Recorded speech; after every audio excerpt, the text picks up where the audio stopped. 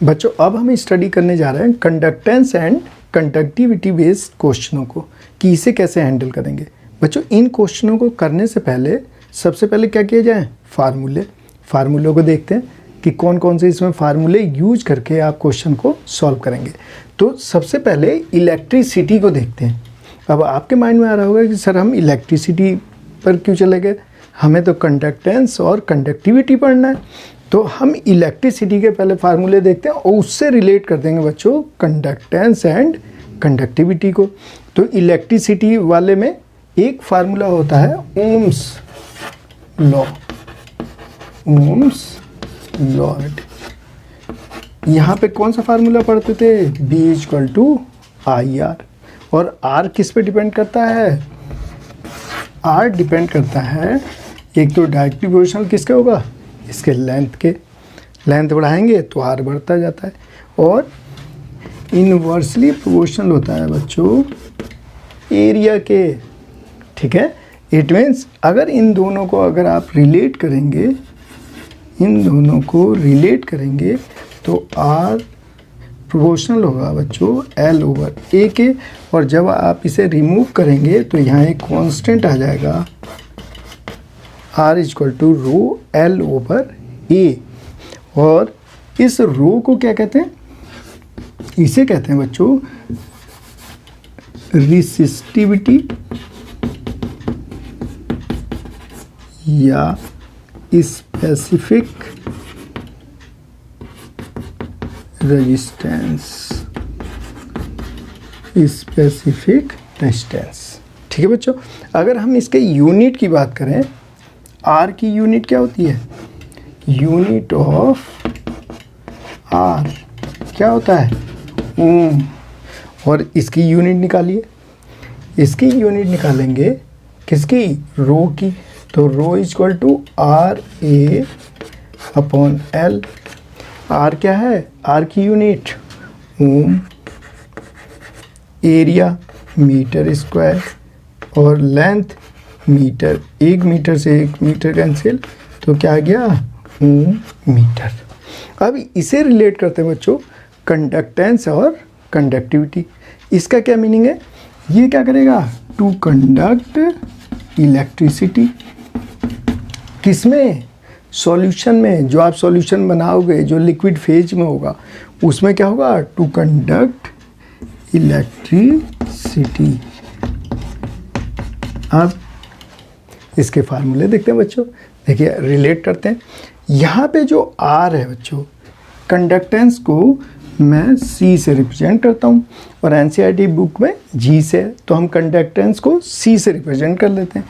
तो C जो है ये किसके इक्वल होगा बेटा, ये इक्वल होगा, ध्यान दीजिएगा, ये इक्वल होगा बच्चों रेसिप्रोकल ऑफ R के। It means C=1/R। ये क्या हो गया, कंडक्टेंस। और ध्यान देना बच्चों, अगर मैं इसके यूनिट की बात करूं, यूनिट ऑफ C के बारे में अगर बात करूं तो देखिए क्या आएगा फार्मूला, ये देखिए 1/ओम। तो ये क्या आ गया, ओम-1। एक तो हम क्या लिख सकते हैं, ओम-1। और इसे देखना बच्चों, इसे MHO मतलब अपोजिट करके भी लिख सकते हो, तो इसे महो कहेंगे। और इसी को 1/ओम को ही क्या कहते हैं, सीमेंस। तो इसे S से रिप्रेजेंट कर सकते हो। तो इसकी यूनिट क्या हो गई, कंडक्टेंस की बताइए क्या हो गई यूनिट, ओम इनवर्स, महो या फिर सीमेंस। तो ये आ गया क्या हमारा, कंडक्टेंस। दूसरा टर्म है बच्चों कंडक्टिविटी। कंडक्टिविटी देख लीजिए, इसे हम रिप्रेजेंट करते हैं बच्चों, ग्रीक वर्ड है कापा।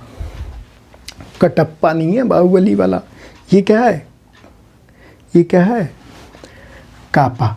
और ये किसके रेसिप्रोकल होता है, ये रेसिप्रोकल होगा, रेसिप्रोकल ऑफ रो। ये देखिए अभी निकाला था हमने, तो ये क्या हो जाएगा बच्चों, 1/रो। अब आपको समझ में आ रहा होगा। अब 1/रो, रो का यूनिट क्या है बच्चों, 1/ओम मीटर।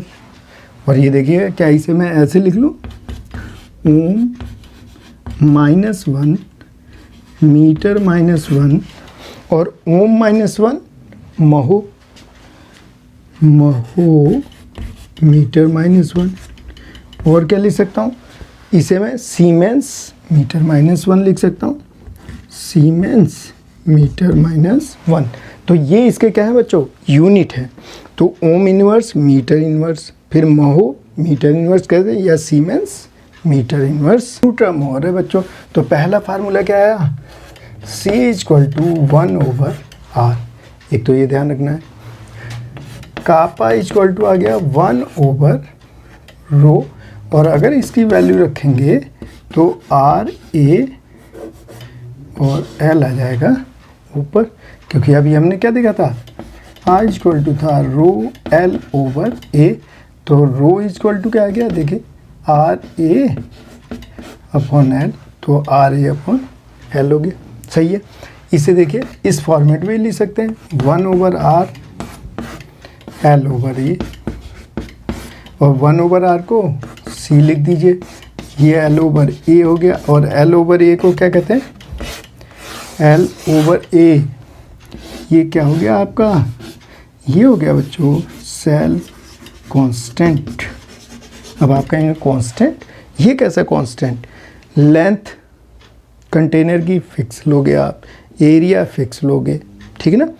तो अगर मान लो इसे L = 1 कर दें, A = 1 मीटर स्क्वायर ले लें, तो ये 1 मीटर ले लें, तो कापा = क्या हो जाएगा, कंडक्टिविटी = कंडक्टेंस हो जाएगा। ठीक है। इसका मतलब क्या, एक ऐसा क्यूब ले लीजिए जिसकी लेंथ 1 मीटर और एरिया भी 1 मीटर हो, उसमें जो भी सॉल्यूशन लेंगे और उसमें जितनी करंट पास होगी वही किसके बराबर हो जाएगा, कंडक्टिविटी के बराबर हो जाएगा या कंडक्टेंस के बराबर हो जाएगा। समझ में आ गया बच्चों। तो ये आपको ध्यान रखना है। तो एक फार्मूला तो ये आ गया।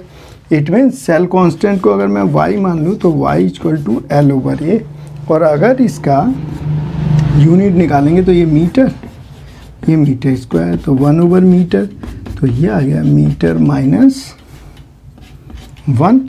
तो क्या कापा = CY मान लें, कापा = CY, y को मैंने क्या मान लिया, सेल कांस्टेंट मान लिया, और C क्या है, कंडक्टेंस।